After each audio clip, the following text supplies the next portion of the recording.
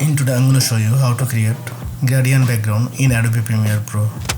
First I will create a color math and change the color as you wish. I will select orange color,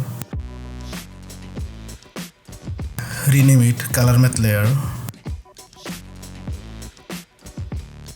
leave it the color math on the timeline. Look, here is the orange color background. Create a rectangle shape on the middle.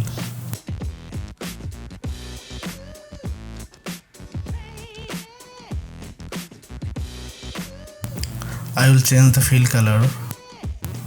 You can change the any color as you wish. I'll select the white color.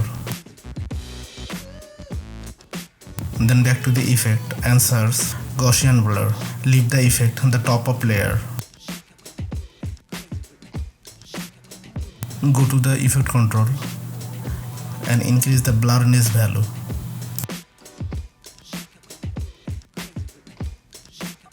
To see more video like this, subscribe to our channel and stay connected with us. If you have any comments, please let us know in the comment box.